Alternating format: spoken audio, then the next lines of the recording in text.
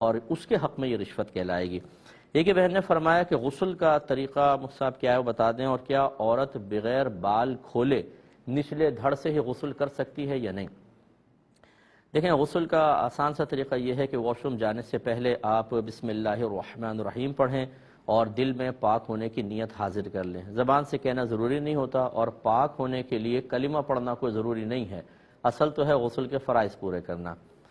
پھر آپ الٹا قدم رکھ کر باتھ روم میں داخل ہوں، اب اندر کوئی کلام نہیں کریں گے۔ اس کے بعد جب لباس وغیرہ اتار لیں، اس کے بعد سب سے پہلے دونوں ہاتھ پہنچوں تک دھوئیں، نمبر 1۔ نمبر 2، پھر اگر جسم پہ کوئی گندگی وغیرہ لگی ہو تو اس کو صاف کیجئے۔ پھر تیسرا، نماز کی طرح کا وضو کریں۔ اس کے بعد چوتھا، پورے جسم پر تیل کی طرح پانی کو مل لیں، خصوصاً جب سردیوں میں آپ نہا رہے ہوں، اور خصوصاً جب شاور وغیرہ سے نہ نہا رہے ہوں، بالٹی وغیرہ سے، تو زیادہ ضروری ہے کہ ایسا کر لیں۔ اور یہ غسل جنابت کی میں آپ کو خاص بات یہ عرض کر رہا ہوں، احتیاط، ورنہ عام غسل میں تو نہ بھی کریں چلے، مسئلہ نہیں ہے،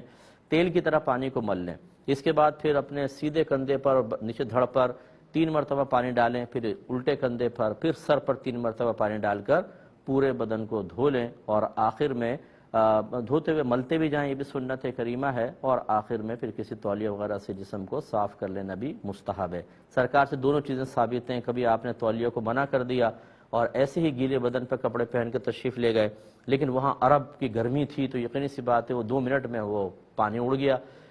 تو ٹھنڈے علاقوں میں اور عام علاقوں کے اندر ایسا نہ کیا جائے، بلکہ نبی کریم سے جسم مبارکہ صاف کرنا بھی ثابت ہے، تو اس سنت پر پھر عمل کریں۔ یہ غسل کمپلیٹ ہو گیا۔ اگر غسل جنابت ہے تو اس میں خاص طور پر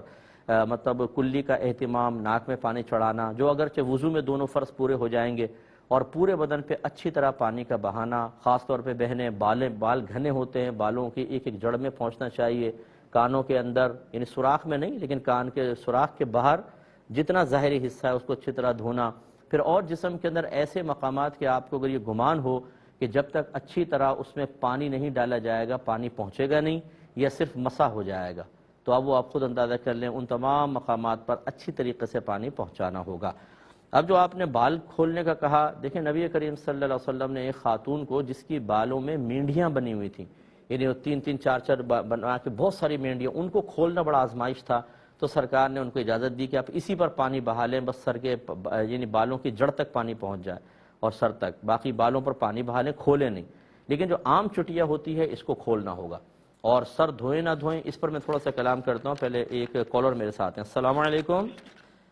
تو آپ کی خدمت میں گزارش کر رہے تھے کہ یاد رکھیں خواتین کو سر دھونا فرض ہے۔ یہ غلط کسی نے مسئلہ نکال دیا ہے کہ جی بہنیں سر چھوڑ دیں، نیچے دھڑ سے نہا لیں، غسل ہو جائے گا۔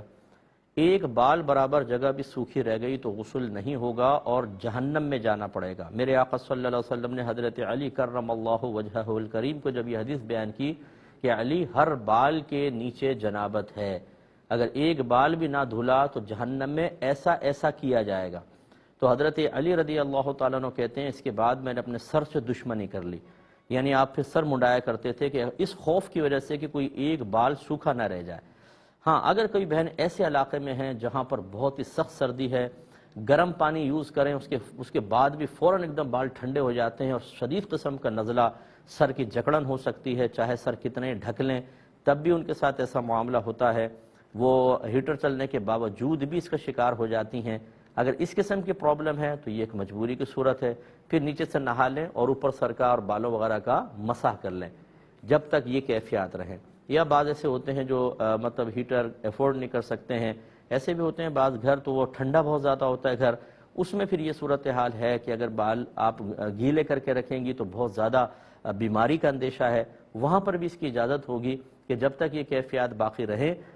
آپ سر کا مسح کر لیں اور چہرے کا بھی، اور نیچے پورا دھڑ اچھی طریقے سے دھو لیجیے۔